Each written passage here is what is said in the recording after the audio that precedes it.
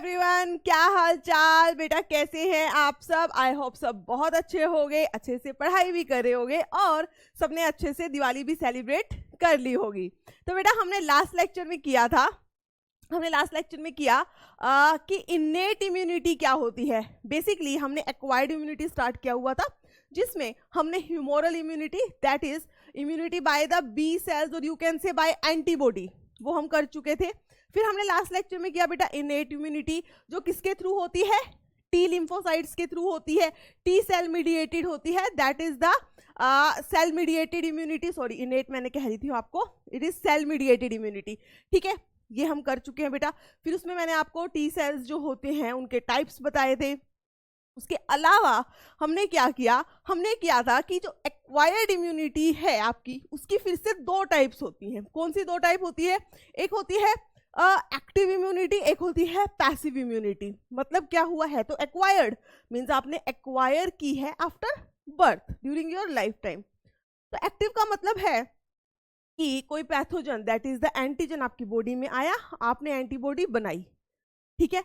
और पैसिव का मतलब क्या था कि आपको एकदम से ऐसी डिजीज हो गई है कि इतना टाइम नहीं है कि आप अब वेट किया जाए कि आपकी बॉडी एंटीबॉडी बनाएगी, तो उस केस में क्या करते हैं, बाहर से ही एंटीबॉडी दे दी जाती है, that is the passive immunity. Clear था? आई होप इतना क्लियर था। और इसी के बेस्ड पर मैंने आपको कुछ एमसीक्यूज मींस पीवाईक्यूज दिए थे, जो हम पहले डिस्कस करते हैं और फिर आज का लेक्चर स्टार्ट करेंगे। ठीक है, तो चलिए देखते हैं हम अपना होमवर्क क्वेश्चंस देखें बेटा।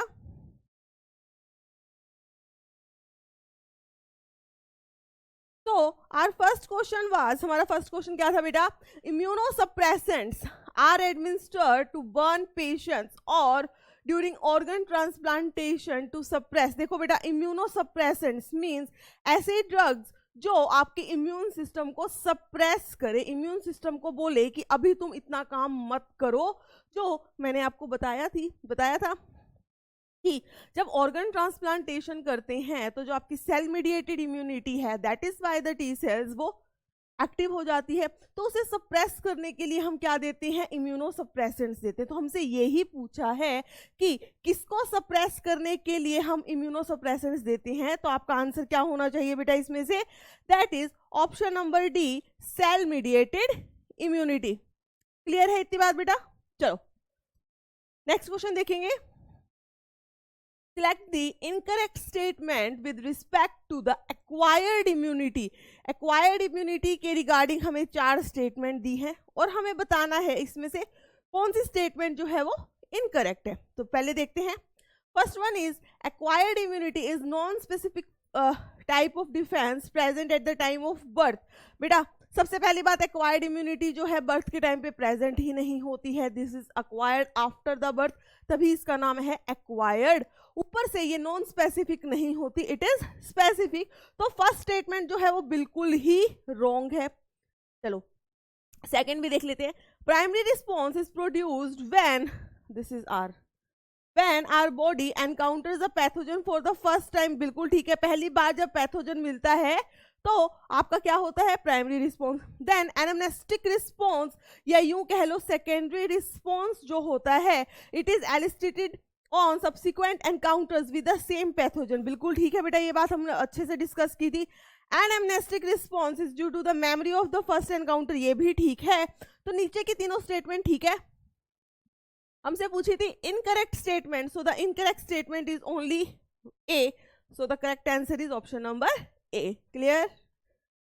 चलो next is humans have acquired immune system that produce the antibodies to neutralize the pathogen। बिल्कुल ठीक है।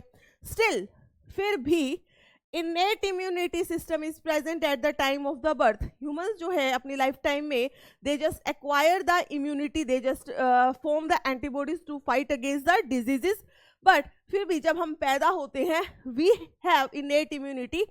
क्यों होती है और किससे होती है मैंने आपको सब बताया हुआ है। अगर आप इन ऑप्शंस में से देखेंगे बेटा, तो यहाँ पर क्या लिखा हुआ है कि it has natural killer cell which can phagocytise and destroy the microbes. तो ये जो है आपका बेस्ट आंसर जा रहा है इसमें। तो करेक्ट आंसर हो जाएगा बेटा इसके अंदर option number C. I hope सबको क्लियर है। Next, colostrum The yellowish fluid which is secreted by the mother during the initial days of lactation is very essential to impart immunity to the newborn infants because it contains, जो colostrum होता है बेटा उसके अंदर मैंने आपको बताया था कि उसके अंदर एक एंटीबॉडी होती है, दैट इज IgA एंटीबॉडी, जो बच्चे को इम्यूनिटी प्रोवाइड करती है। और क्योंकि ये IgA एंटीबॉडी जो है it is secreted in the colostrum, even it is present in the saliva, sweat and tears, so this antibody is known as the secretory antibody. इसे हम और क्या कह देते हैं बेटा, सिक्रीटरी एंटीबॉडी भी कह देते हैं। ठीक है, इतनी बात क्लियर थी।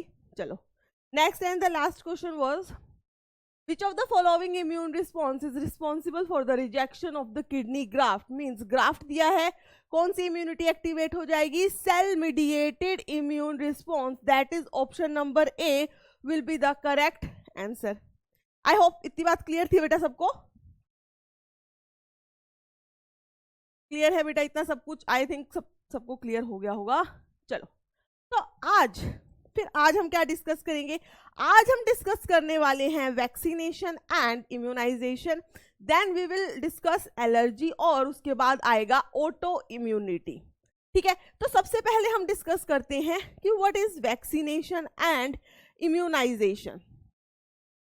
तो हमारा आज का टॉपिक है बेटा वैक्सीनेशन एंड इम्यूनाइजेशन।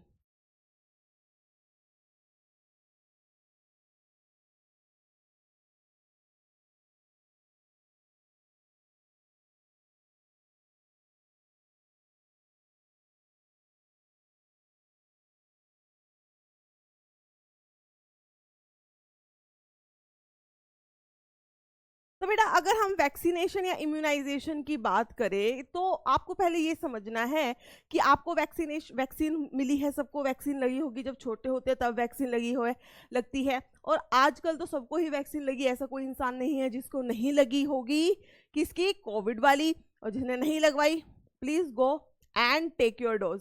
ठीक है, तो ये जो वैक्सीनेशन है बेसिकली इसका प्रिंसिपल क्या है, ऐसा क्या हो जाता है कि ये हमें जो है प्रोटेक्ट करती है फ्रॉम द फर्दर इन्फेक्शन। तो वैक्सीनेशन जो है बेटा इसका प्रिंसिपल होता है, it is based upon the memory, जो हमारे इम्यून सिस्टम का, अगर आपको याद हो हमने एक फिनोमिना किया था, that is it forms the memory cells. ठीक है, तो जो आपका वैक्सीनेशन है उसका प्रिंसिपल ही यही है कि हमारी बॉडी जो है मेमोरी सेल बनाती है, this is the principle of the vaccination. ठीक है, तो बेसिकली वैक्सीनेशन में होता क्या है, ये या एक वैक्सीन क्या होती है। देखो वैक्सीन क्या है, एक ऐसी सब्सटेंस है या एक ऐसी प्रेपरेशन कह लो आप, एक ऐसी कुछ चीज प्रिपेयर की गई है जिसके अंदर, मान लो कि आपको जब आप छोटे होते हैं, अभी कोरोना वैक्सीन चल रही है, ये सब चला हुआ है, पहले हम बात कर लेते हैं, जब आप छोटे होते हो तो आपको BCG वैक्सीन दी जाती है, दैट इज बैसिलस कैलमेट-ग्यूरिन, जो आपको प्रोटेक्ट करती है फ्रॉम द ट्यूबरक्लोसिस। अब इस वैक्सीन के अंदर होता क्या है, देखो जो ट्यूबरक्लोसिस है वो कौन से माइक्रो ऑर्गेनिज्म से होती है या कौन से बैक्टीरिया से होती है, it is caused by the Mycobacterium tuberculosis. ठीक है जी, ठीक। अब वैक्सीन क्या होती है, वैक्सीन खुद किससे बनी होती है बेटा, इस माइकोबैक्टीरियम ट्यूबरक्लोसिस से। अब ये क्या हुआ, तो फिर हमें TB क्यों नहीं होती। देखो वैक्सीन जो है एक ऐसी प्रेपरेशन है जिसके अंदर हम इस बैक्टीरिया को लेंगे, बट वो बैक्टीरिया को हम इतना वीक कर देंगे, क्या कर देंगे, वीक। इस वीक का मतलब होता है एटीन्यूएटेड। वो काफी जगह देखने को मिलेगा कि वैक्सीन जो है it is the preparation that contains attenuated pathogen. Attenuated का मतलब होता है वीकेंड पैथोजन, इतना वीक है कि अगर वो आपकी बॉडी में चला जाएगा तो वो डिजीज कोज नहीं कर सकेगा, उससे स्ट्रॉन्ग हमारा इम्यून सिस्टम है, तो हमारा इम्यून सिस्टम उसको मार देगा। ठीक है, तो या तो हम वीकेंड पैथोजन देंगे या हम किल्ड पैथोजन देंगे। अब कहोगे मैम किल्ड ही है, तो देखो किल्ड है लेकिन उसके पास जो उसकी एंटीजेनिक प्रोटीन है, मैंने आपको बताया था कि जो पूरा एंटीजन है, पैथोजन है, वो पूरा का पूरा जो है एज एंटीजन एक्ट नहीं करता, उसमें कुछ साइट्स होती हैं जिसकी वजह से उसके पास एंटीजेनिक प्रॉपर्टी है। ठीक है, तो जो अगर किल्ड भी है बैक्टीरिया तो उसके पास वो प्रोटीन है, वो हमारे लिए क्या है, फॉरेन सब्सटेंस है।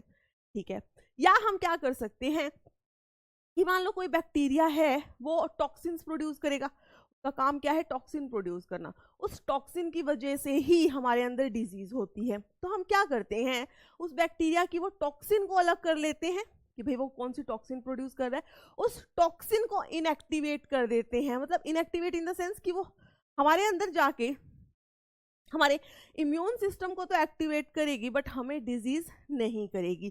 तो वैक्सीन क्या है, vaccine is a preparation that contains killed और एटेन्यूएटेड और द टॉक्सॉइड दैट वो जो क्या करता है, विच एक्टिवेट योर इम्यून सिस्टम, जो हमारे इम्यून सिस्टम को एक्टिवेट करता है। जब हमारा इम्यून सिस्टम एक्टिवेट होता है बेटा हमारा, तब क्या होता है, बी सेल एक्टिवेट होंगे होंगे जी। तो बी सेल क्या बनाते हैं, मेमोरी सेल बना लेते हैं। प्लाज्मा सेल तो बनाएंगे, एंटीबॉडी तो बनाएंगे। वो एंटीबॉडी क्या करेगी, चाहे आपने कोई वीक पैथोजन भी दिया उसको मारेगी, मारेगी ना, ठीक है। लेकिन साथ में वो मेमोरी सेल भी बना लेगी। अब इन मेमोरी सेल्स को पता है कि इस माइक्रो ऑर्गेनिज्म का मेरे पास अटैक पहले हो चुका है। तो ठीक है, तो अब क्या हुआ, आपको बीसीजी वैक्सीन मिल चुकी है, आपने क्या किया, मेमोरी सेल ऑलरेडी बना लिए हैं। मान लो अब आपकी लाइफ टाइम के अंदर ये माइकोबैक्टीरियम ट्यूबरक्लोसिस जो बैक्टीरिया है ये आपको दोबारा इन्फेक्ट करता है, तब आपके मेमोरी सेल्स को याद आ जाता है, अरे तुम तो पहले आए थे, अब तुम पहले आए थे तो मेरे पास तो तुम्हारी मेमोरी है। ये फटाफट से एक्टिवेट होते हैं, मेमोरी सेल्स जो है बेटा फटाफट एक्टिवेट होते हैं और ये क्या बनाना शुरू कर देते हैं, और भी ज्यादा प्लाज्मा सेल, वहां से और भी ज्यादा खतरनाक एंटीबॉडी बनेगी और एक इनॉर्मस, एक ह्यूज अमाउंट ऑफ रिस्पॉन्स हमारी बॉडी दिखाती है और उस बैक्टीरिया को वहीं पर क्या कर देती है, किल कर देती है और हमें डिजीज नहीं होती है। ये एक फिनोमिना है, ठीक है। तो वैक्सीनेशन का मतलब सिंपल सी बात है, आपकी बॉडी में हम एक वीकेंड पैथोजन डाल देंगे ताकि आपकी बॉडी मेमोरी सेल बना ले। आपकी बॉडी मेमोरी सेल बना के निश्चिंत हो जाएगी ताकि जब दोबारा से वही पैथोजन आए तो हमें कोई दिक्कत नहीं है, हमने उसको पहले से पहचाना हो, हम उसको मार देंगे। क्लियर आई हुई बात। अब देखो, चलो पहले इसका प्रिंसिपल लिखते हैं फिर आगे बात करेंगे। तो अगर हम बात करें कि what is the principal,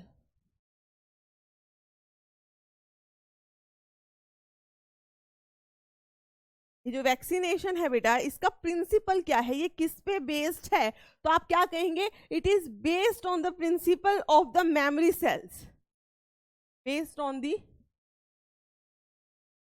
formation of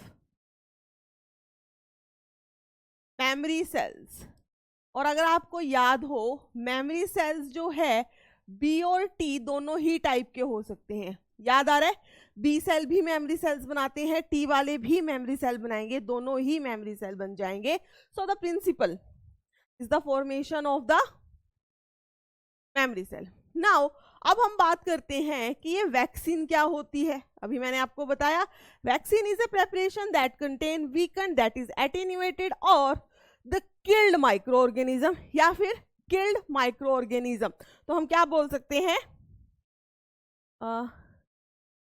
vaccine it is a preparation that contains killed या फिर attenuated means weakened या फिर टॉक्सॉइड, ठीक है। So vaccine is a preparation that contains killed, attenuated means weakened और the toxoid which on injection into a healthy individual, जब उसको हम इंजेक्ट करते ना, विच ऑन इंजेक्शन को बेटा अगर आप साइंटिफिक लैंग्वेज में बोले ना तो इसको हम बोलते हैं इनोक्यूलेशन। कई जगह आपको इनोक्यूलेशन लिखा हुआ मिलेगा, इन केस ऑफ इंजेक्शन तो सेम मीनिंग होता है, ठीक है। विच ऑन इंजेक्शन और you can say inoculation into a healthy individual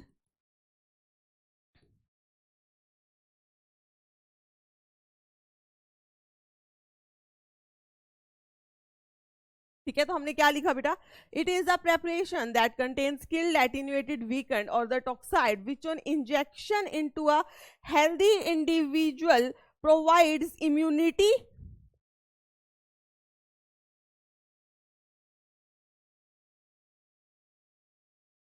provides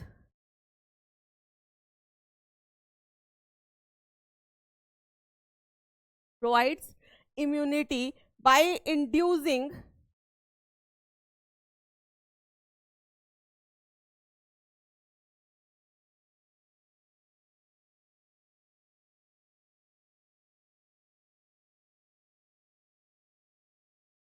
जो हमें इम्यूनिटी प्रोवाइड करता है by inducing the antibody formation.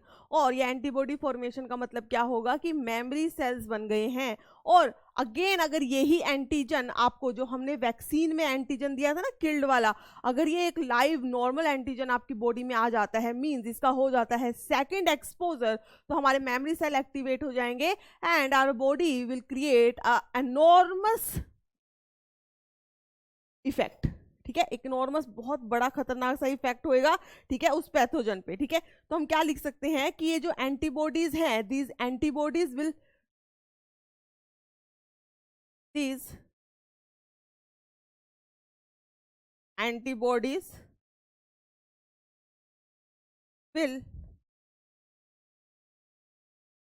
neutralize the same pathogen, या यूं कह लो एंटीजन ऑन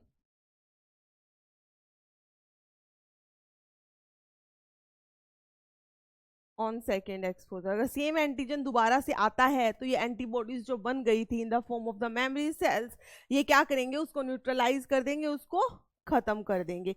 इतनी बात क्लियर है बेटा? अब देखो यहाँ पर हमने दो टर्म लिखी हुई है, एक वैक्सीनेशन लिखा है, एक इम्यूनाइजेशन लिखा है।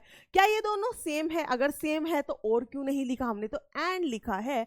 तो देखो बेटा समझो इस बात को, दोनों में फर्क क्या है, दोनों अलग अलग होते हैं। वैक्सीनेशन क्या होता है कि आपको ये जो वैक्सीन है, ये जो एक प्रेपरेशन बनाई हुई है, इसको आपकी बॉडी के अंदर इंजेक्ट कर देना इज वैक्सीनेशन। ये आपने कर दिया, ठीक है। अब आपकी बॉडी क्या करती है, आपकी बॉडी एंटीबॉडीज बनाती है, मेमोरी सेल बनाती है। तो वो जो आपकी बॉडी का रिएक्शन है दैट इज इम्यूनाइजेशन।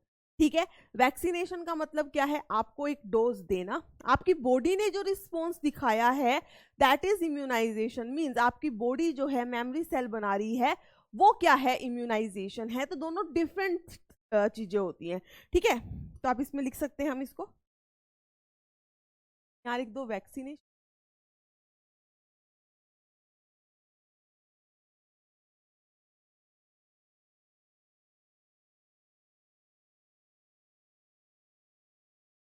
इम्यूनाइजेशन। दोनों में डिफरेंस क्या है, वैक्सीनेशन एंड इम्यूनाइजेशन। वैक्सीनेशन क्या होता है, it only refers to administration of, administration मतलब बेटा आपको दी गई, आपको इंजेक्शन जो लगाया गया है वैक्सीन का वो।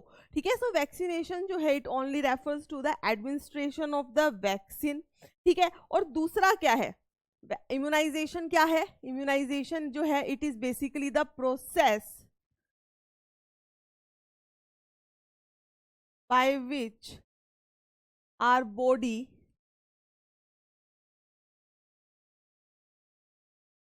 forms antibodies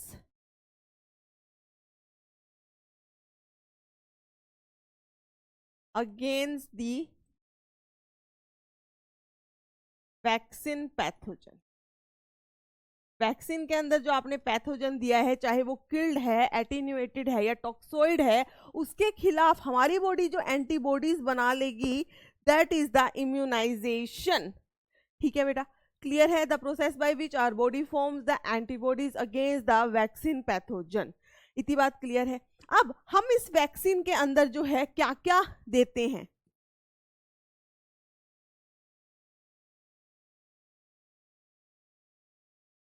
types of vaccine. अब वैक्सीन जो है बेटा इसमें हम क्या क्या दे सकते हैं, इसमें हम देते हैं किल्ड पैथोजन, ठीक है, या हम देते हैं एटीन्यूएटेड, या यूं कह लो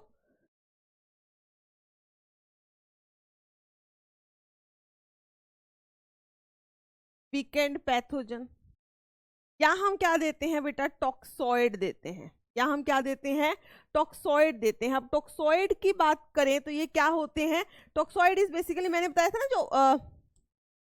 जो आपके पैथोजन है, जो भी आपका बैक्टीरिया वायरस कुछ भी है, वो क्या प्रोड्यूस करता है, टॉक्सिन्स, उसको इनएक्टिवेट कर दिया। So basically toxoids are the inactivated toxins of the pathogen. ठीक है, टॉक्सॉइड में आप क्या लिख सकते हो, they are the inactivated toxins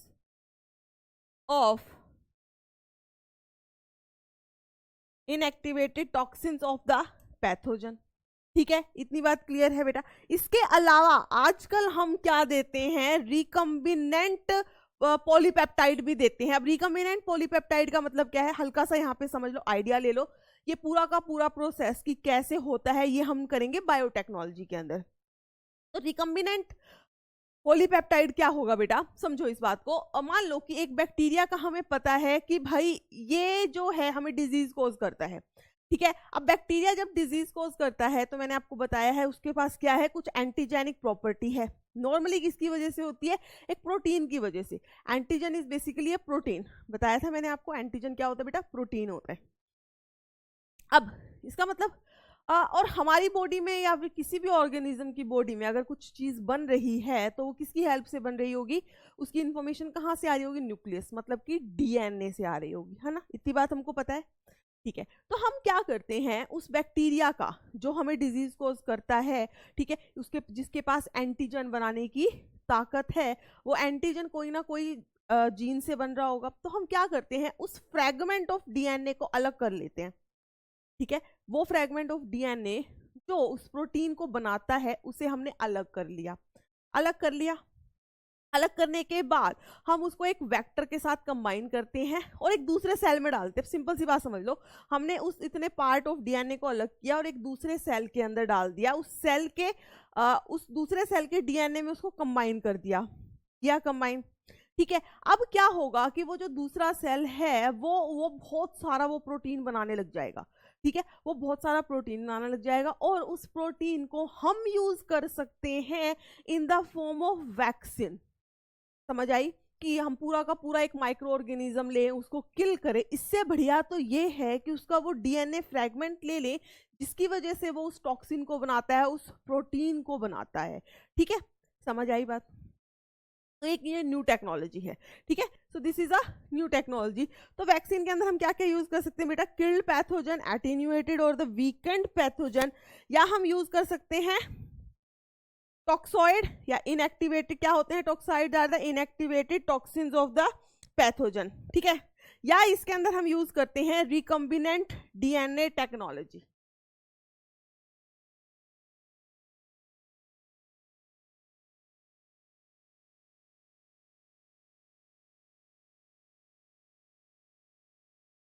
recombinant DNA technology का हम यूज करते हैं ताकि हम उसका जो डीएनए है बैक्टीरिया का, जो कि उस एंटीजन को बनाता है, उस प्रोटीन को बनाता है, उसे अलग रख करें, उसको दूसरे किसी के साथ अटैच करें, और वो जो अब सेल है, मेनली हम यीस्ट यूज करते हैं, इकोलाई वगैरह करते हैं, वो बहुत सारे उस प्रोटीन को बनाता रहे, और जो वो प्रोटीन इतना सारा बन रहा है उसको अब हम अपनी वैक्सीन के अंदर यूज करें। इसका बेस्ट एग्जाम्पल जो है, आजकल जो आपको वैक्सीन मिलती है हेपेटाइटिस बी वैक्सीन, वो ऐसी ही बनाई हुई है।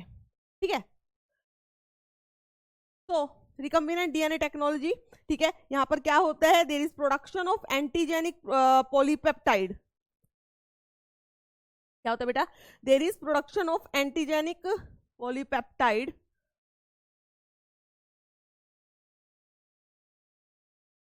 Production of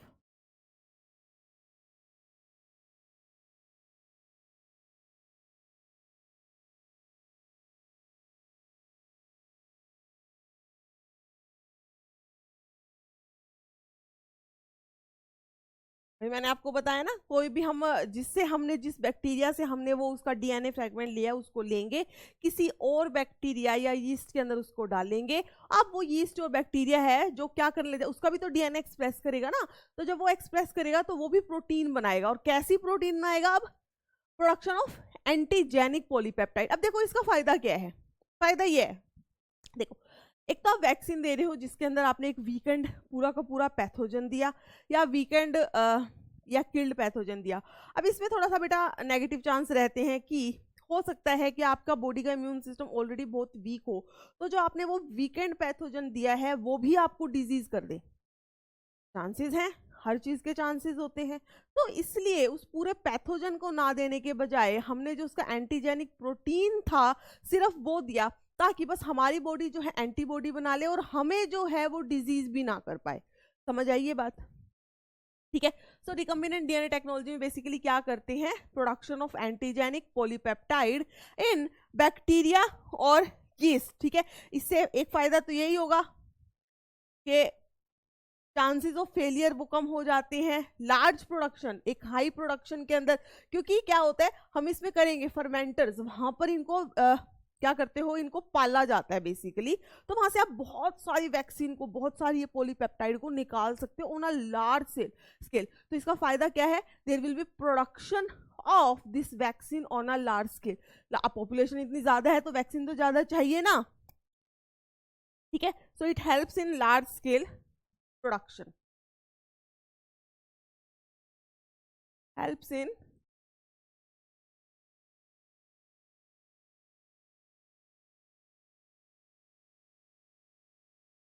large scale production. एक तो ये हो गया कि क्या करता है, ये helps in large production of vaccine. Sorry,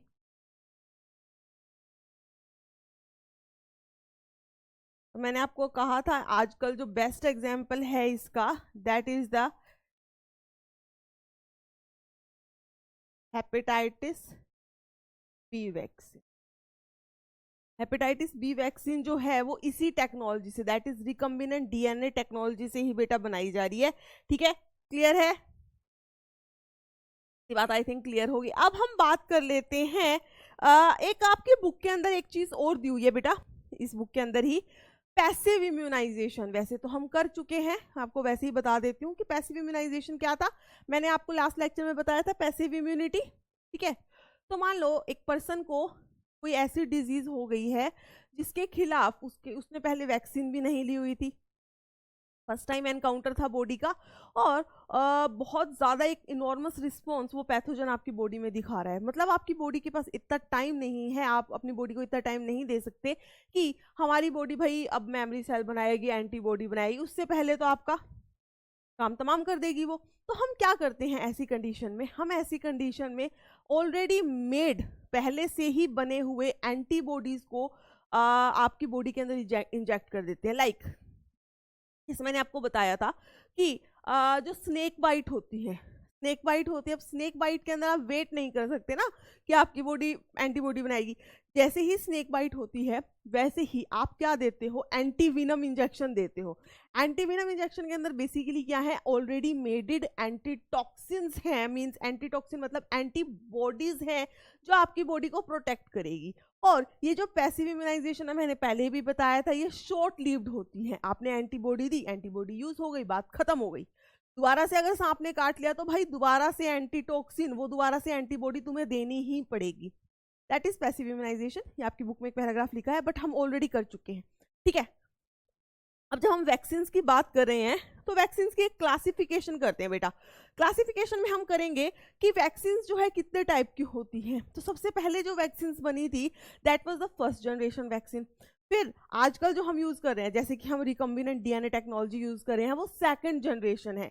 और थर्ड जनरेशन जो है वो अंडर ट्रायल है, उनको हम डीएनए वैक्सीन कहते हैं। अगर ये बन जाती हैं so they will be very beneficial. ठीक, तो हम क्लासिफिकेशन करते हैं वैक्सीन की।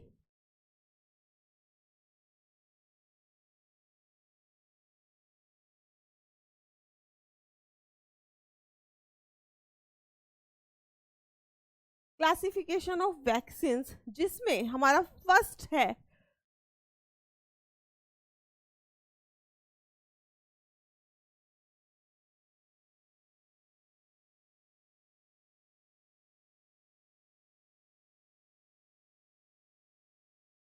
First generation vaccine. पहले नंबर पे क्या है बेटा, फर्स्ट जनरेशन वैक्सीन है। ये क्या है, एक नॉर्मल जो कन्वेंशनल मेथड था, पुराना मेथड, उस पे बेस्ड है। ठीक है, तो फर्स्ट जनरेशन वैक्सीन क्या है, it is a conventional method.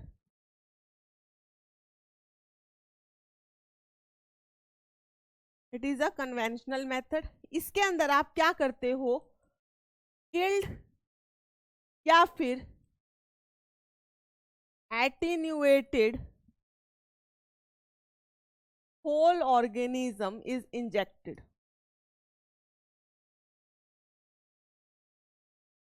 इसके अंदर आप क्या करते हो बेटा, किल्ड या फिर जो वीक किया हुआ है पूरा का पूरा ऑर्गेनिज्म, वही वैक्सीन की प्रेपरेशन में प्रेजेंट है और वही आप एक पेशेंट को या एक इंडिविजुअल को आप दे देते हो। ठीक है, इसका जो बेस्ट एग्जांपल आप याद रख सकते हो वो कौन सा है, वो है बेटा एक तो आपका ओरल पोलियो वैक्सीन, ओपीवी, जो आपको दी जाती है। Then BCG, bacillus Calmette Guerin, जो आपको दी जाती है। सो ओपीवी हो गया, बीसीजी हो गया, इसके अलावा स्मॉल पॉक्स वैक्सीन। वैसे आपको याद होना चाहिए कि स्मॉल पॉक्स जो है वो इरेडिकेट हो चुका है, इंडिया में अब ये नहीं होते हैं। Small pox has been eradicated from India. ठीक है, अब नहीं होती है किसी को डिजीज। तो these are the first generation vaccine जो कन्वेंशनल ओल्ड मेथड है। फिर उसके बाद आता है बेटा आपका सेकेंड जनरेशन वैक्सीन।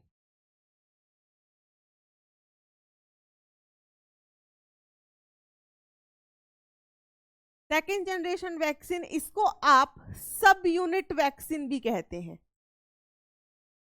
इसको आप क्या कहते हो बेटा, सब यूनिट वैक्सीन भी कहते हो। सब यूनिट वैक्सीन का मतलब क्या होता है, इसके अंदर आप पूरा एक ऑर्गेनिज्म नहीं आप बॉडी के अंदर इनोक्यूलेट या इंजेक्ट करेंगे।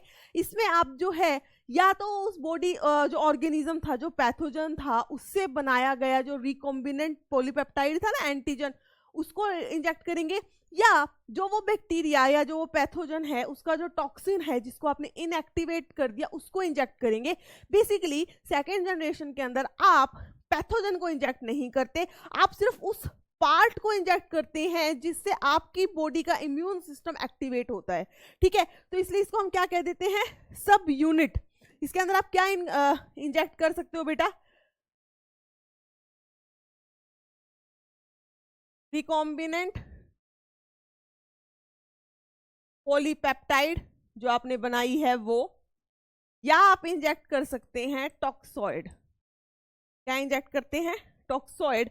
एग्जाम्पल मैंने ऑलरेडी इसका बताया था आपको, हेपेटाइटिस बी वैक्सीन, और इसका टॉक्सॉइड का बेस्ट एग्जाम्पल है बेटा डीपीटी। डीपीटी वैक्सीन भी जो है आपको बचपन में लग जाती है। ये जो है 3 बीमारियों के खिलाफ एक वैक्सीन है। 3 बीमारियों के खिलाफ एक वैक्सीन है ना, बढ़िया। तो 3 बीमारी कौन सी होती है, T stands for the tetanus, P stand for the pertussis, whooping cough भी जिसे कह देते हैं, and D is the diphtheria. Diphtheria मैंने आपको बताया था ना, काफी ज्यादा डेंजरस है अगर हो जाती है, इसलिए इसकी वैक्सीनेशन अवेलेबल है। तो these are the second generation vaccine. उसके बाद हम करते हैं बेटा थर्ड जनरेशन वैक्सीन।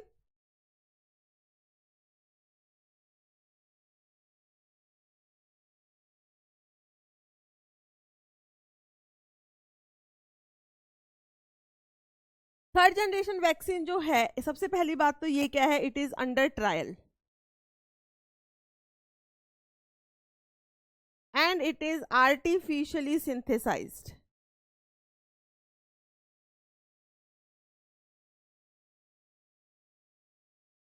ठीक है, और इसमें आप इंक्लूड करते हो बेसिकली डीएनए वैक्सीन। इसके अंदर हम क्या करना शुरू बनाना की कोशिश कर रहे हैं, हम डीएनए ही बनाने की कोशिश कर रहे हैं, जिससे में एबिलिटी होती है ये एंटीजेनिक पॉलीपेप्टाइड बनाने की। ठीक है, तो वो हम इसमें बनाने की कोशिश करें। इसका भी जो अभी इस पे रिसर्च चली रही है, बट इसका एग्जांपल हम इसमें ले सकते हैं हेपेटाइटिस बी।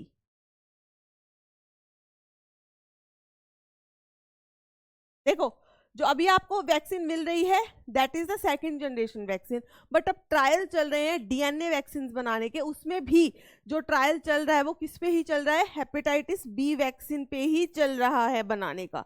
ठीक है बेटा, इतनी बात याद कर लोगे, क्लियर है? ठीक,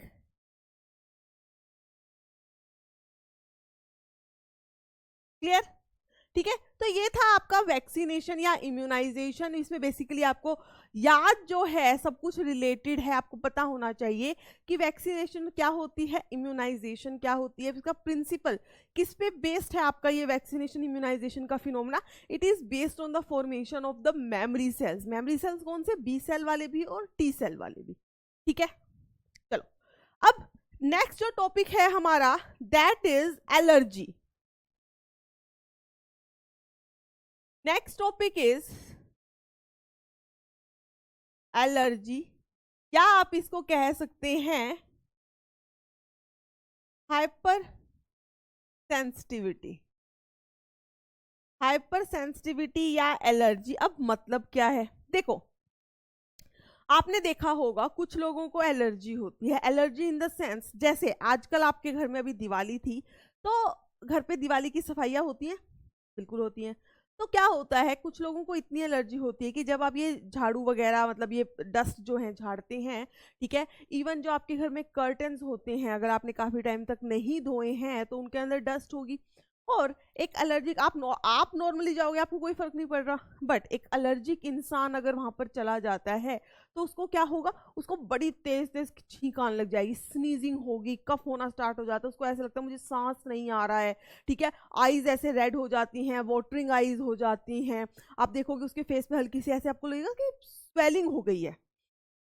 ठीक है, तो गए तो आप भी थे, गए एक दूसरा इंसान भी था, बट आपको तो कुछ नहीं हुआ बट उसको हो गया। इसका मतलब क्या हुआ कि ये उसकी हाइपर सेंसिटिविटी है, जिससे एक नॉर्मल इंसान को कुछ नहीं हो रहा है।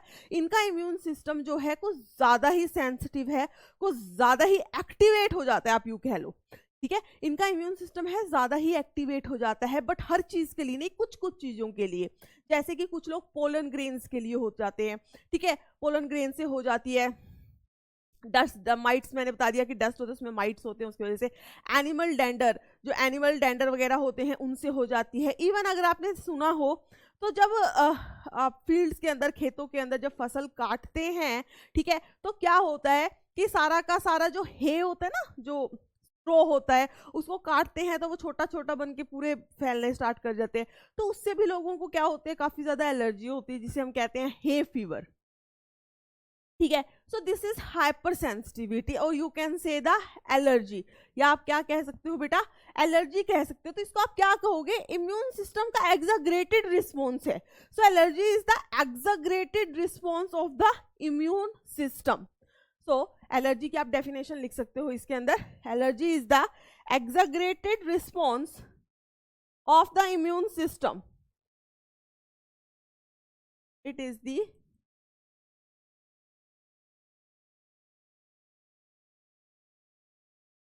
exaggerated response of the immune system, exaggerated response of the immune system to the antigen, to a specific antigen basically. ठीक है,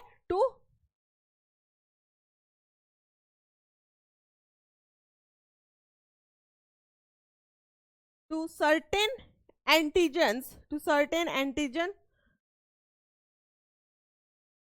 in the environment, लिख दो।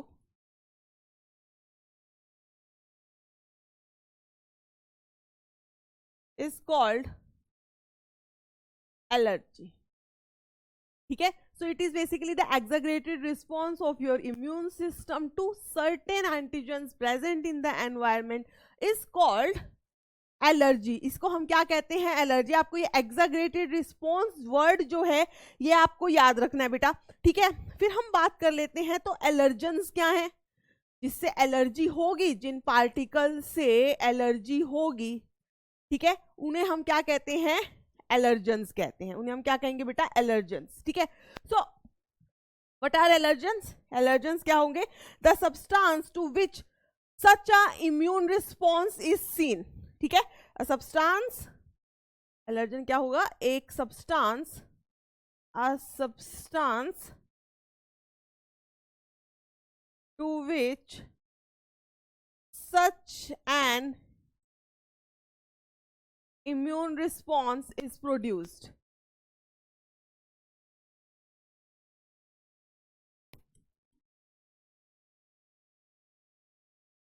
Is called allergen. ठीक है, और इसमें आप एग्जाम्पल लिख सकते हो, एग्जाम्पल लिख दो बेटा, इसमें होगा माइट्स इन डस्ट। पोलन ग्रेन एनर्जी बहुत ही कॉमन है, pollen grains, animal dander, etc. Animal dander, etc.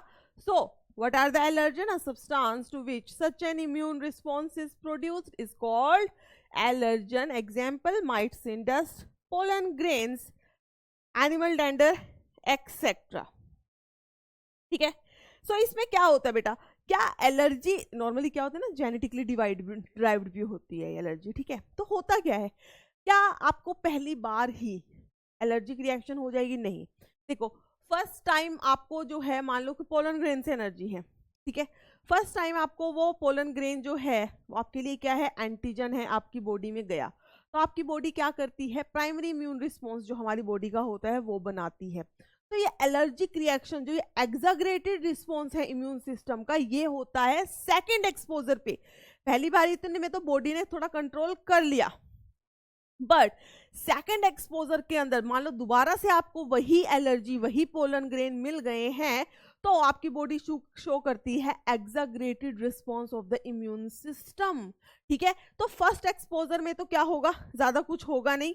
ठीक है, आप लिखो इसके अंदर, on first exposure to antigen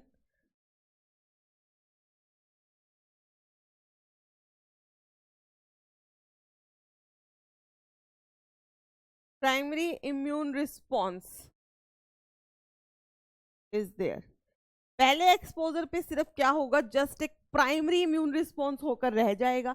ठीक है, तो क्या होगा बेटा, it causes the primary immune response, और प्राइमरी यहाँ पे आप इसमें लिखो primary immune response and not allergy. अभी उसको एलर्जी नहीं हुई है, अभी जो हमारा नॉर्मल बॉडी का सिस्टम काम करता है ना जैसे इम्यून सिस्टम का, बस वो हुआ है।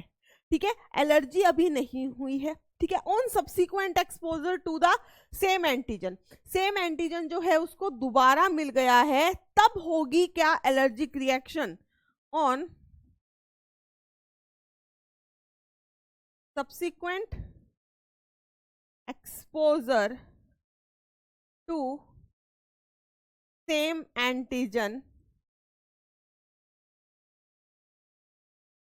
causes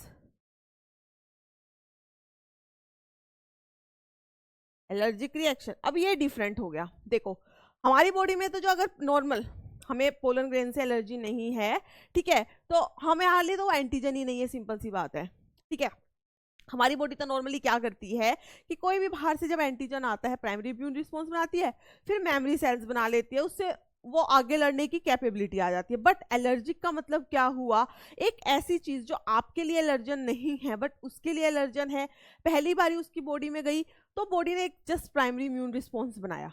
ठीक है, प्राइमरी इम्यून रिस्पॉन्स हुआ, लेकिन सब्सिक्वेंट एक्सपोजर पे एलर्जिक रिएक्शन हो गई। अब ये क्या हुआ, देखो, ऐसे लोगों के अंदर जिनको एलर्जी होती है, मान लो पोलन ग्रेन पहले उनकी बॉडी में गया, तो जैसे ही पोलन ग्रेन उनकी बॉडी में गया बेटा, तो जो बी सेल्स थे, हमारी बॉडी में बी सेल्स एंटीबॉडी बनाते हैं। ठीक है, IgG IgM ये सब बनाते हैं, बट इनकी बॉडी के अंदर जो बी सेल था उसने बना लिया IgE एंटीबॉडी। याद आ रहा है आपको, IgE एंटीबॉडी जो है एलर्जी में काम आती है।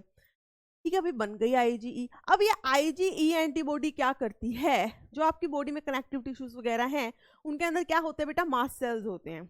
ये IG एंटीबॉडी जो है जाकर मास्ट सेल से जाकर अटैच हो गई है, अब काम खत्म। ये था प्राइमरी इम्यून रिस्पॉन्स। ठीक है, अब सब्सिक्वेंट एक्सपोजर होता है दोबारा से पोलन ग्रेन्स या जिस भी चीज से उस इंसान को एलर्जी है वो दोबारा से उसकी बॉडी में गया। जैसे ही बॉडी में गया वो एंटीजन या वो एलर्जन, वो जाकर उस IgE एंटीबॉडी जो अभी मास्ट सेल से अटैच है उस पे जाके अटैच हो गया। जैसे ही अटैच हुआ वैसे ही वो मास्ट सेल जो है फट जाएगा और मास्ट सेल क्या रिलीज करते हैं बेटा, वो बनाते हैं हिस्टामिन। तो क्या रिलीज हुआ, हिस्टामिन रिलीज हुआ। अब अगर आपको याद हो हमने लास्ट लेक्चर्स में भी किया था कि हिस्टामिन क्या करता है, हिस्टामिन इज अ वेजोडायलेटर। वो जब ब्लड कैपिलरी है उनकी परमिएबिलिटी को इंक्रीज करेगा, तो जो ब्लड उसके अंदर फ्लो कर रहा था उसमें से जो प्लाज्मा है बेसिकली जो है वो बाहर आएगा, जो फ्लूइड है वो बाहर आएगा। फ्लूइड बाहर आएगा कहाँ पर, इंटरसेलुलर स्पेसेस टिश्यूज के अंदर, और आपको क्या होगी, स्वेलिंग। इवन क्या होगा, हिस्टामिन क्या करता है और इवन आपको क्या होने लग जाएगा, पेन होने लग जाएगा, स्वेलिंग होने जाएगी, बॉडी के अंदर जो म्यूकस सिक्रीशन है वो इंक्रीज हो जाती है। तो this is the mechanism of allergy की एलर्जी होती कैसे है। वैसे बहुत लंबा है, ये एक बेसिक सिंपल मैकेनिज्म है जो आप आराम से याद रख सकते हैं और समझ भी आ जाता है। ठीक है बेटा, ये लिख लिया होगा आई होप। चलो अब इस मैकेनिज्म की बात कर लेते हैं कि मैकेनिज्म ऑफ एलर्जी कैसे होता है।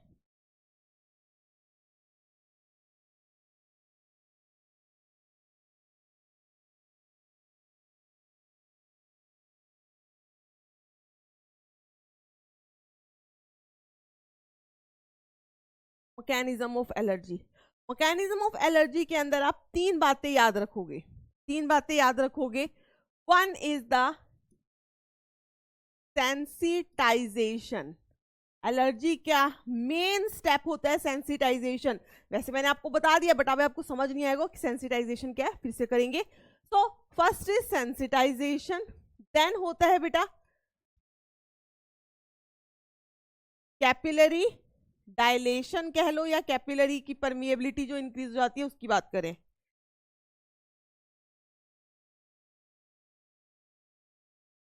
और थर्ड नंबर पे क्या होता है, पेन एंड स्वेलिंग। पेन और स्वेलिंग होती है। तो फर्स्ट हम डिस्कस करते हैं what is sensitisation.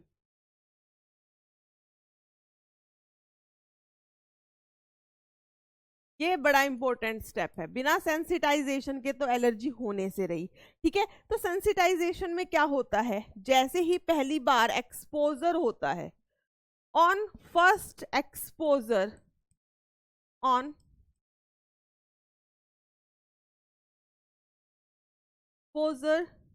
To allergen, जैसे ही पहली बार एक्सपोजर होता है टू द एलर्जन, ठीक है, तो क्या होता है, जो ये एलर्जन होता है it act as antigen. Allergen जो है बेटा क्या करता है, इट एक्ट एज एंटीजन, और यहां पर होगा आपका प्राइमरी इम्यून रिस्पॉन्स। बट अब यहां पर कुछ इम्यून रिस्पॉन्स जो है नॉर्मल इंसान से डिफरेंट है। हमारे अंदर बननी थी IgG, ये सब एंटीबॉडी, बट यहां पर बी सेल क्या बनाएगा, IgE एंटीबॉडी। ठीक है, मान लो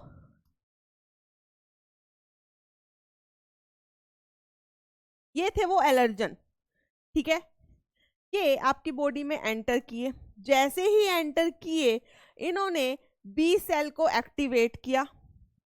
बी सेल जैसे ही एक्टिवेट हुआ बेटा, बी सेल ने प्रोड्यूस कर दी है एंटीबॉडी, और अब ये कौन सी एंटीबॉडी प्रोड्यूस करेगा,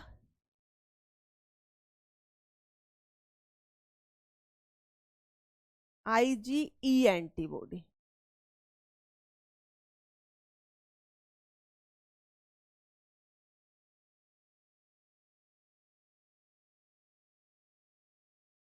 ठीक है, तो क्या हुआ, एलर्जन की सबसे पहले हुई एंट्री, बी सेल ने क्या प्रोड्यूस किया, बी सेल ने प्रोड्यूस की है IgE एंटीबॉडीज। अब ये IgE एंटीबॉडीज जो हैं ये क्या करती हैं, ये मास्ट सेल के पास जाकर अटैच हो जाती हैं। मान लो मैं कह देती हूं कि this was the mast cell, ये मास्ट सेल था, इस मास्ट सेल के सरफेस पे जाकर जो है बेटा ये एंटीबॉडीज अटैच हो जाती हैं ऐसे। ठीक है, हो गई। अब ये मास्ट सेल जो है क्या होगा, सेंसिटाइज हो गया, या यूं कह लो इस आपका पेशेंट जो है उसमें क्या हो गई है, sensitization. So this process is known as sensitization. ये क्या था, this is the mast cell. Mast cell के ऊपर ये जो IgE एंटीबॉडी हैं ये जाकर अटैच हो गई हैं और इस प्रोसेस को ही बोला जाता है सेंसिटाइजेशन। ठीक है, एंड ये जो एंटीबॉडीज हैं they get attach to the mast cells. लिख भी सकते हो आप इसको, IgE जो हैं they get attached to mast cell. अब आपकी बॉडी क्या है, सेंसिटाइज्ड है। चलो जी ठीक है, हो गई सेंसिटाइज्ड बॉडी। अब होगा बेटा सेकेंड एक्सपोजर। अरे यार, नाउ ऑन सेकेंड एक्सपोजर, जैसे ही सेकेंड एक्सपोजर होता है वैसे ही एलर्जन जो कि क्या एक्ट करता है as antigen, allergen gets attached to sensitized mast cells and releases histamine। क्या रिलीज करता है बेटा, हिस्टामिन रिलीज करता है। एंड हिस्टामिन जो है it act as the vasodilator. क्या एक्ट करता है, एज वेजोडायलेटर। तो क्या हुआ, ये एलर्जन जो है फिर से आपकी बॉडी में एंटर किया और अब ये जाकर जो आपका सेंसिटाइज्ड मास्ट सेल था उस पर जाकर जो है ये अटैच कर गया।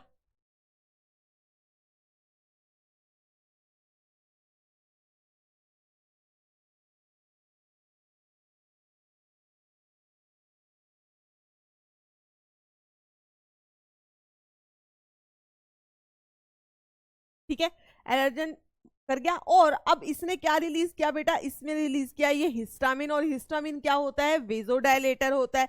अब क्योंकि ये वेजोडायलेटर है it increases the capillary permeability. Capillary जो है उसकी परमिएबिलिटी को इंक्रीज करेगा। It increases the capillary capillary की जो परमिएबिलिटी है, यार कैपिलरी की परमिएबिलिटी को इंक्रीज करेगा। बेटा जब भी कैपिलरी की परमिएबिलिटी इंक्रीज होगी तो क्या होगा, there will be leakage of the fluid.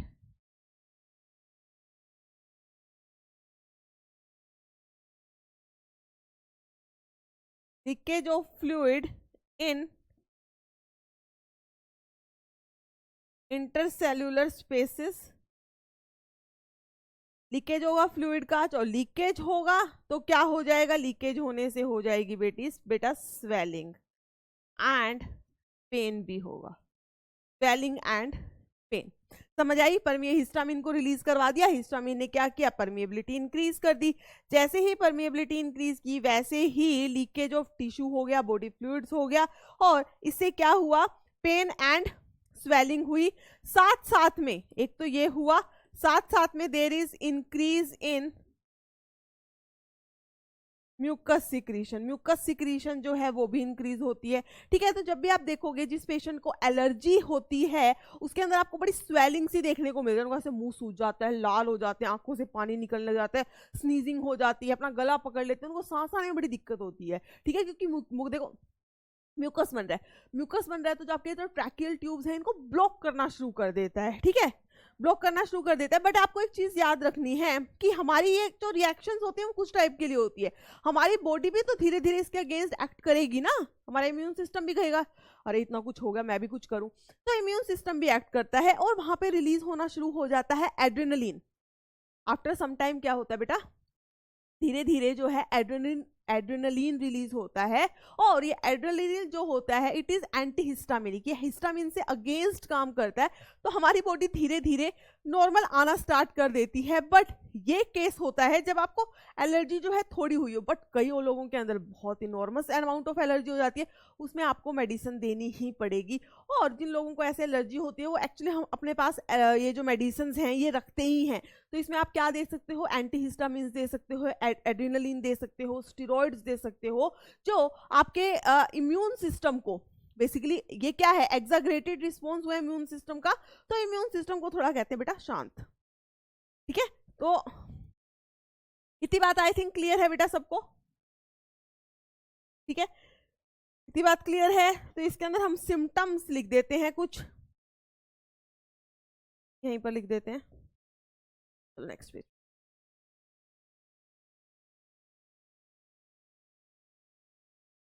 Symptoms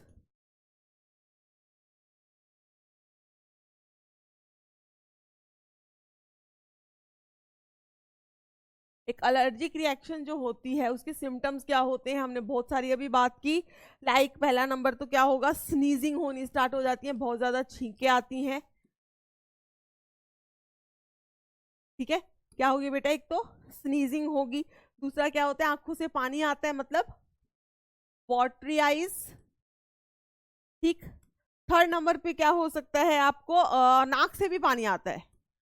ठीक है, तो running nose and even difficulty in the breathing, सांस लेने में भी दिक्कत आएगी। मैंने आपको बताया म्यूकस सिक्रीशन है, म्यूकस सिक्रीशन है तो क्या होगा, जो आपकी ट्रेकियल ट्यूब्यूल्स हैं उनमें म्यूकस भरेगा, सांस कैसे लोगे, एयर का जो इनफ्लो है वो ब्लॉक हो जाएगा, डिफिकल्टी इन ब्रीदिंग। तो ये कुछ कॉमन सिम्टम्स होते हैं किसके, एलर्जिक रिएक्शन के। ठीक है, एलर्जिक रिएक्शन के कुछ कॉमन सिम्टम्स हैं। और एक बेटा इसके अंदर चीज होती है आपका एनाफाइलैक्टिक शॉक। ठीक है, एनाफाइलैक्टिक शॉक, देखो एलर्जी अभी हुई है आपको किसी चीज से, आपके कुछ कुछ ऑर्गन जैसे कहीं कहीं पे स्वेलिंग आई है, बट एनाफाइलैक्टिक शॉक भी जो है एक टाइप की एलर्जी है, बट उसके अंदर जो एलर्जिक रिएक्शन है वो आपके पूरी बॉडी टिश्यूज के अंदर देखने को मिलती है। ठीक है, एनाफाइलैक्टिक शॉक क्या होता है, पूरी बॉडी के टिश्यूज जो हैं दे शो द एलर्जिक रिएक्शन। कैसे होती है, मान लो किसी को किसी ड्रग से एलर्जी है, पेनिसिलिन एलर्जी काफी कॉमन होती है। ठीक है, तो कोई पेशेंट बीमार था, डॉक्टर ने चेक नहीं किया या जो भी था, उसको एक पेनिसिलिन का इंजेक्शन दे दिया, जैसे ही इंजेक्शन दिया पूरी बॉडी के टिश्यूज जो है एक्साग्रेटेड रिस्पॉन्स दिखाना शुरू कर देते हैं, and that exaggerated response of the whole tissues of the body is known as the anaphylactic shock. और अगर इसको कंट्रोल नहीं किया जाए एकदम से तो ये आपको even it is very fatal and इससे डेथ भी हो सकती है। ठीक है बेटा, तो एक चीज आप लिख लो चाहे इसके अंदर, anaphylactic shock.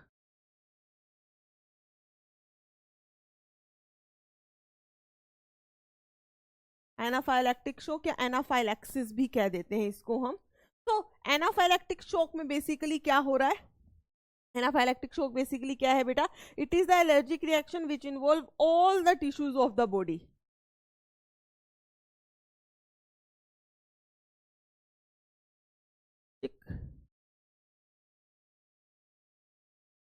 Reaction involving all the tissues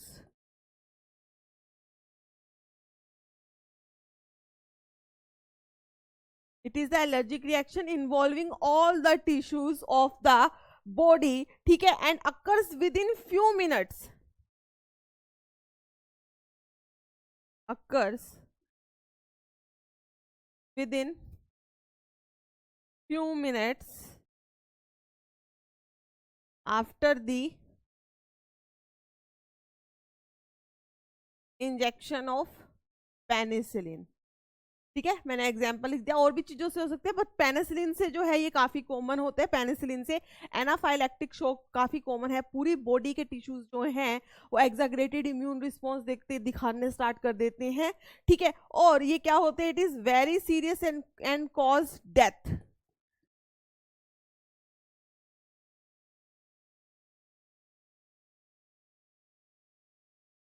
अगर आपने कभी सुना हो जब भी आप डॉक्टर्स के पास जाओगे, कोई भी ट्रीटमेंट आपका होना हो, तो डॉक्टर आपकी पूरी हिस्ट्री लेता है, आपसे पूछता है कि आपको किस चीज़ की एलर्जी तो नहीं है, किसी ड्रग से, किसी दवाई से तो एलर्जी नहीं है।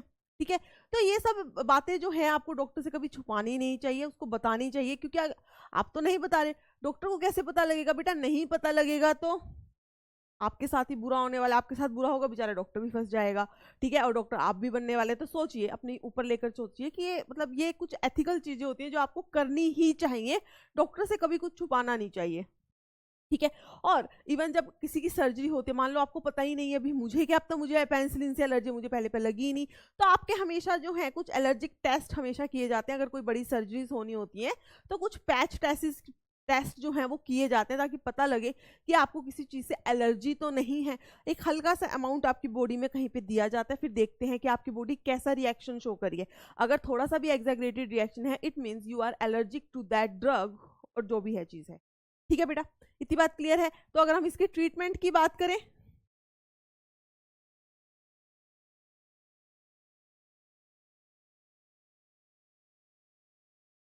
ट्रीटमेंट की बात करें तो इसके अंदर जो है हम देते हैं पेशेंट को क्या? एंटीहिस्टामिन्स दो।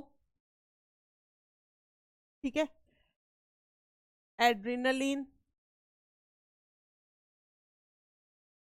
स्टेरॉइड्स, ग्लूकोकॉर्टिकॉइड्स, ये सब इसके अंदर दिया जाता है। ठीक है, जिससे आपकी एलर्जी को कंट्रोल किया जाता है। तो ट्रीटमेंट के अंदर आप क्या देते हो बेटा? एंटीहिस्टामिन ड्रग दे सकते हो, एड्रेनलिन दे सकते हो, और स्टेरॉइड दे सकते हो। सो ये आपकी कंप्लीट होती है यहाँ पर एलर्जी। ठीक है, यहाँ पर कंप्लीट होती है एलर्जी। आई होप क्लियर हो गया होगा what is allergy. Exaggerated response है, आईजीई एंटीबॉडीज के अंदर इन्वॉल्व होती है। इवन जब एलर्जी होती है तो अगर आपको याद हो, टाइप ऑफ ल्यूकोसाइड्स में एक होता है इओसिनोफिल्स। तो जब भी एलर्जी होगी तो आपके ब्लड के अंदर जो इओसिनोफिल्स हैं उनको उनका नंबर इंक्रीज हो जाता है। ठीक है, तो आप इसके अंदर ये भी लिख सकते हो एक पॉइंट, यहाँ पर आप point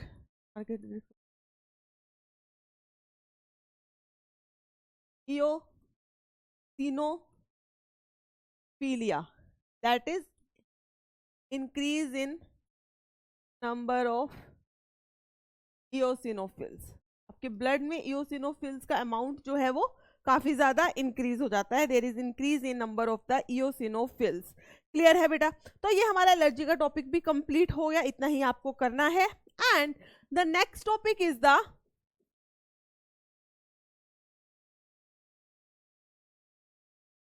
auto immunity. Next topic जो है आपका दैट इज बेटा ऑटो इम्यूनिटी। ठीक है, ऑटो इम्यूनिटी बेसिकली क्या है? It is the memory based acquired immunity. ठीक है, ऑटो इम्यूनिटी क्या होती है? Memory based acquired immunity. It is memory based acquired immunity. मतलब क्या हुआ कि कोई अगर पैथोजन आपकी बॉडी के अंदर आया, ठीक है, तो ये बेसिकली क्या है, आपकी बॉडी को पता होता है कि ये फॉरेन बैक्टीरिया है या फॉरेन पैथोजन है। ठीक है, तो आपकी बॉडी जो है मेमोरी सेल्स बना लेती है जो उसी के अगेंस्ट काम करेगा। बट कई बार क्या होता है, due to some genetic defect या और भी काफी रीजन हो सकते हैं। ठीक है, जेनेटिक मतलब जीन्स में कुछ चेंजेस आए, कुछ में कुछ डिफेक्ट हुआ, उसकी वजह से आपकी बॉडी जो है पहचानना ही बंद कर गई कौन अपना कौन पराया, सेल्फ और नॉन सेल्फ के अंदर अब वो डिफ्रेंशिएट नहीं कर पा रही है। ठीक है, उस टाइप की कंडीशन को हम क्या कहते हैं? Auto immune disorder. दोनों चीज अलग है बेटा। ऑटो इम्यून डिसऑर्डर क्या होता है?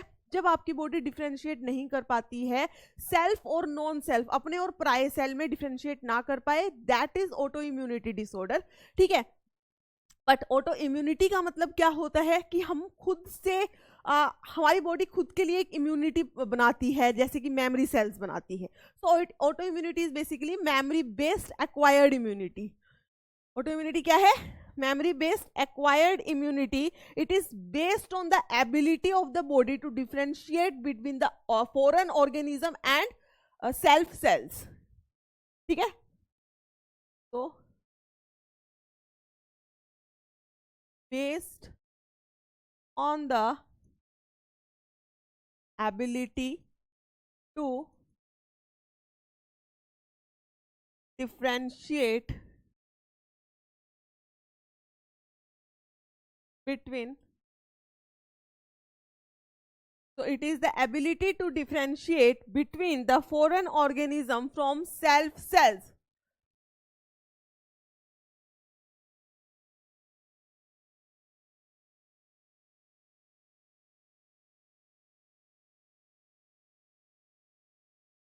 ठीक है, इतनी बात क्लियर है बेटा?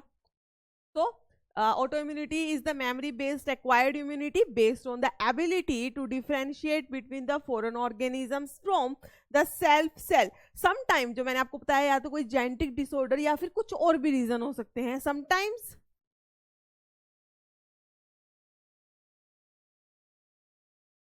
Due to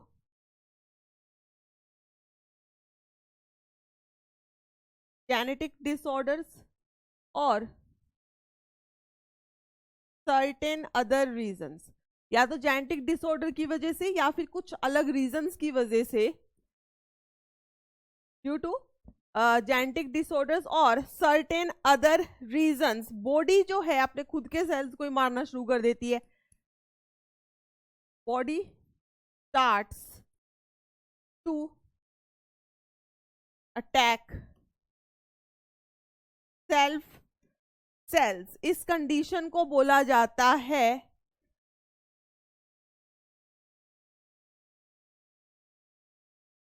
auto immune disorder. ठीक है, इसको क्या बोला जाता है बेटा? Auto immune disorder. So sometime due to genetic disorder और कोई भी रीजन की वजह से बॉडी जो है खुद के सेल्स को पहचानना बंद कर देती है और उसको लगता है ये भी सब फॉरेन है, बाहर की चीजें हैं, मारो इनको, तो इनको मारना शुरू कर देती है. और तब हम क्या कहते हैं कि इंसान को हो गया है ऑटो इम्यून डिसऑर्डर्स. क्या होता है बेटा? Auto immune disorder. अब मैं कुछ डिजीज के नाम लिख रही हूं. देखो, ऑटो इम्यून डिसऑर्डर का मतलब है, मान लो कि किसी को रूमेटॉइड आर्थराइटिस हो गया. ठीक है, rheumatoid arthritis is a auto immune disorder.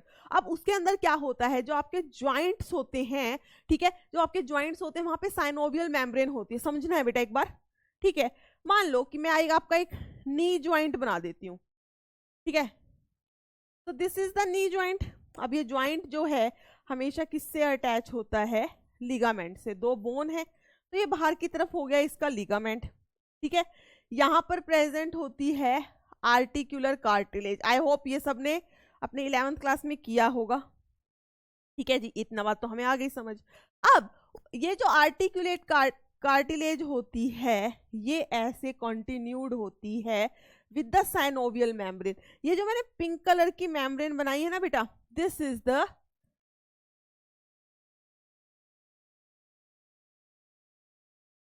Synovial membrane.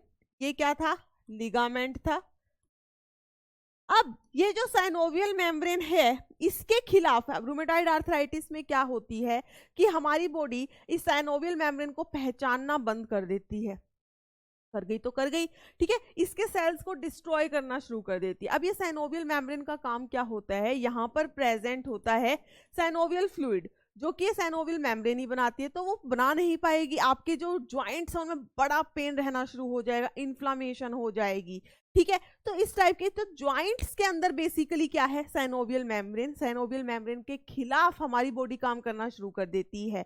ठीक है, तो this disease is known as rheumatoid arthritis. Similarly जो आप पढ़ते हैं एंडोक्राइन चैप्टर में, आपने पढ़ा होगा एक्सोप्थेल्मिक ग्वाइटर, या यूं कह लो ग्रेव्स डिजीज. ग्रेव्स डिजीज में क्या होता है कि आपकी बॉडी जो है, आपने खुद का जो थायराइड ग्लैंड है उसके खिलाफ अटैक करना शुरू कर देती है, खुद के थायराइड के सेल्स को खत्म करना शुरू कर देती है. तो वो क्या होता है? That is the exophthalmic goitre. तो इस टाइप से काफी सारी ऑटो इम्यून डिजीज हैं. उसके हम जो है डेफिनेट ऑर्गन लिखेंगे, सेल्स लिखेंगे कि इस डिजीज के अंदर इन सेल्स पे हमारी बॉडी जो है अटैक करना शुरू करती है. आई होप ये क्लियर है बेटा. और कर देते हैं.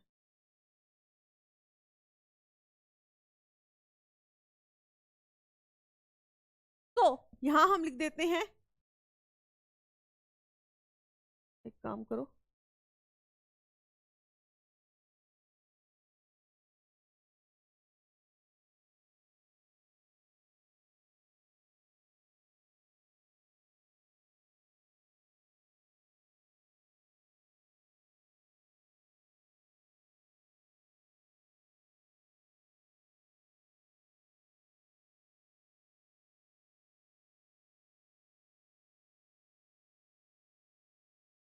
यहाँ हम लिख देते हैं बेटा एक साइड में name of the disease, disease का नेम क्या है, ठीक है। Cell which are identified as non self, यहाँ लिख देते हैं सेल्स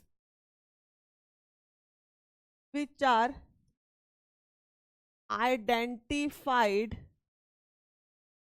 एज नॉन सेल्फ, मतलब कौन से सेल्स जो हैं इस डिजीज में they are identified as the non self, ठीक है। तो फर्स्ट जो डिजीज है जो हम लिख रहे हैं that is the rheumatoid arthritis.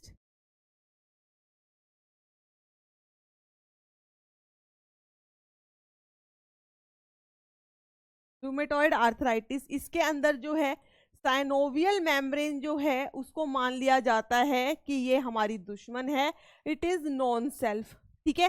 So first one is the rheumatoid arthritis, जिसमें कौन से सेल जो हैं they are identified as non self are the synovial membrane of the joints. याद रखना है साइनोवियल मेम्ब्रेन कहाँ होती है, जॉइंट्स में होती है, ठीक है। सो रूमेटॉइड आर्थराइटिस हो गया।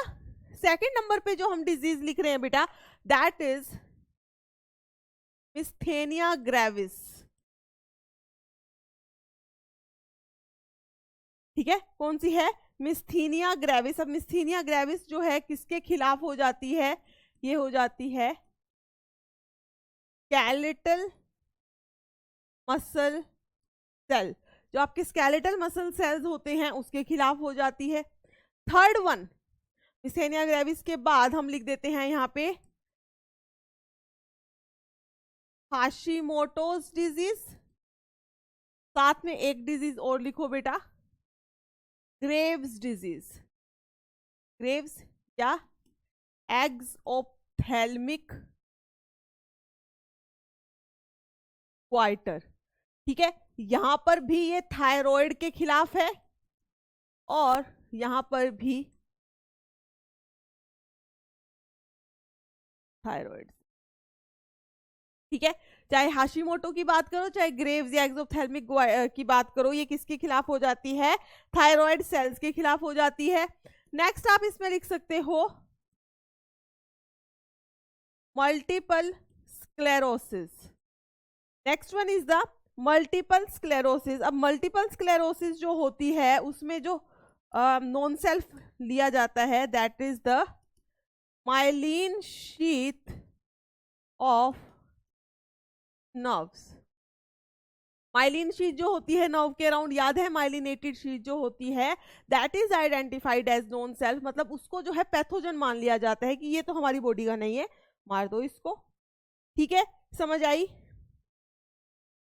एक और लिख लो बेटा इसके अंदर, कंफ्यूज भी नहीं होगे फिर। र्यूमेटिक फीवर, इसमें हार्ट सेल्स एंड वॉल्व्स। देखो दो चीज है, र्यूमेटाइड आर्थराइटिस, आर्थराइटिस वर्ड जो आता है हमेशा जॉइंट के लिए आता है, तो वहां तो साइनोवियल मेम्ब्रेन लिख दोगे। यहाँ मैंने लिखा है र्यूमेटिक फीवर, फीवर जो है बेटा यहाँ पर जो आपके हार्ट सेल्स होते हैं और जो हार्ट के अंदर वॉल्व होती है इनके खिलाफ ही हमारी बॉडी काम करना शुरू कर देती है, so that is the rheumatic fever. I hope ये सबको क्लियर हो गया होगा, ठीक है। तो ये कुछ डिजीज हैं जो आपको याद होनी चाहिए कि ये क्या है, ऑटो इम्यून डिजीज। सिर्फ इसमें ये नहीं पूछा जा सकता कि कौन से सेल के खिलाफ है, कई बार जस्ट क्वेश्चन आ जाता है कि ये हमको आप 4 ऑप्शन दिए, बताओ ऑटो इम्यून डिजीज कौन सी है, तो नाम तो पता होना चाहिए ना आपको।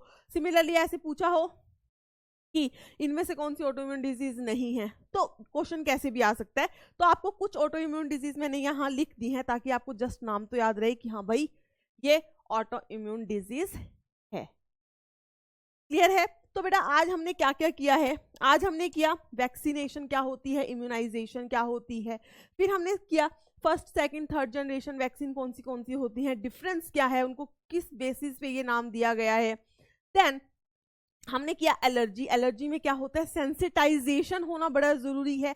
IgE एंटीबॉडी बनती है जो मास्ट सेल पे जाके अटैच होती है और उनको कहते हैं चलो हिस्टामिन रिलीज करो, एंड हिस्टामिन इज द वेजोडायलेटर जिससे आपकी एलर्जिक रिएक्शन होती है, ठीक है जी। फिर हमने किया है ऑटो इम्यूनिटी, मीन्स हमारी बॉडी जो है खुद के खिलाफ नहीं, हमारी बॉडी जो है खुद को प्रोटेक्ट करके रखती है from the organism, from the foreign organism by memory cell production, ठीक है। बट कई बार क्या होता है, due to some genetic disorder और सर्टेन अदर रीजन, हमारी बॉडी हमारे कुछ सेल्स को ही क्या मानना शुरू कर देती है कि ये मेरा नहीं है, ये पराया है, इसको मारो, ठीक है। बहुत सारी डिजीज हैं जिनके अंदर बॉडी कुछ सेल्स को जो है नॉन सेल्फ मानना शुरू कर देती है। डिजीज के हमने नाम लिखा विद कि कौन से सेल्स को हमारी बॉडी नॉन सेल्फ मानती है उन डिजीजेस के अंदर। आई होप सबको क्लियर हो गया होगा।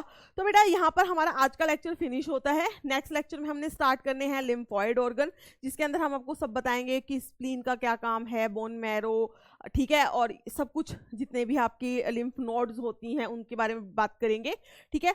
फिर आपका जो इम्यूनिटी पोर्शन है दैट विल बी कंप्लीटेड। रही बात आपकी प्रैक्टिस शीट की, तो शायद वो अपलोड नहीं हुई है, बट हो जाएंगी अपलोड। आप देख सकते हैं 2 आपको मिल जाएंगी, जिसमें ये जितना पोर्शन हमने कवर किया है दैट इज इंक्लूडेड, ठीक है।